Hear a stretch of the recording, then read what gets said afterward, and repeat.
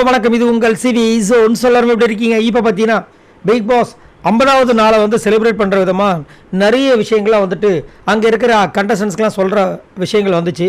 சூப்பராக இருந்துச்சு. அதுலேயும் குறிப்பாக விஜய், பார்வதி, வினோத்துக்கு தான் வந்துட்டு மாசான ஒரு விஷயத்த சொன்னார்.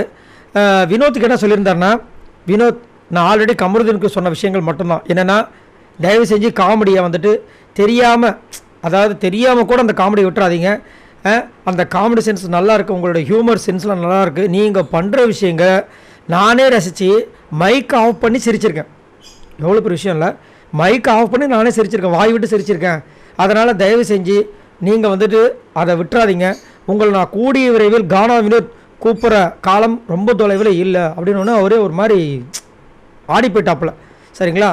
அடுத்து ரம்யாவுக்கு வந்து நல்லா ப்ரெசன்டபுளாக இருக்கீங்க ரம்யா, வாய்ப்பை பயன்படுத்திக்கோங்க அப்படின்னு சொல்லிட்டு விஜய் பார்வதிக்கு ஒரு விஷயத்த சொன்னார். அதுக்கு முன்னாடி லாஸ்ட்டாக பிக் பாஸ் என்ன சொன்னார் அப்படின்னு பார்த்தீங்கன்னா,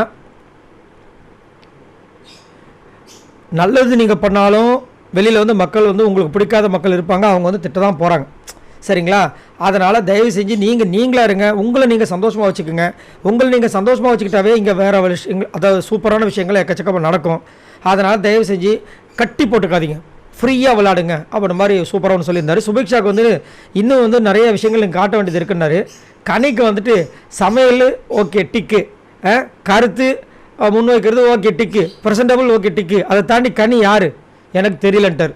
விக்ரமுக்கு வந்துட்டு சூப்பராக ஒன்று சொன்னார். என்னென்னா, முதல் நீங்கள் செல்ஃப் டவுட் பண்ணுறீங்க பார்த்தீங்கன்னா, அதை தயவு செஞ்சு விட்டுருங்க. தப்பாக இருந்தாலும் பரவாயில்ல, மக்கள் பார்க்க போகிறாங்க.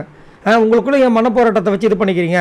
ஓவர் திங்கிங் வந்துட்டு உங்களுக்கு வந்துட்டு செட் ஆகாது, ஓவர் திங்கிங் உடம்புக்கு ஆகாது அப்படின்ற மாதிரி ஒரு சூப்பரான விஷயத்த சொன்னார். ஏன்னா அவர் நிறைய விஷயங்கள் வந்துட்டு பண்ணுறாப்புல, அது பண்ணுற விஷயங்களை வந்துட்டு இது பண்ணி அதாவது யோசித்து பண்ணலாமா யோசிக்காமல் பண்ணலாமா அப்படின்ற மாதிரி. ஆனால் பண்ணுற விஷயங்கள் இப்போ யோசித்து பண்ணும்போதே இவ்வளோ மோசமாக இருக்குது. விக்ரம் பேர் வாங்கிட்டாப்புல. இனி போக போக என்னென்ன பேர் வாங்க போகிறேன்னு தெரியல. பட் இருந்தாலும் சூப்பராக வந்து நிறைய அட்வைஸ்லாம் கொடுத்தாரு பிக் பாஸ். இதை பற்றி உங்களோட கருத்துக்களை சொல்லுங்கள். பாய் நண்பர்களே.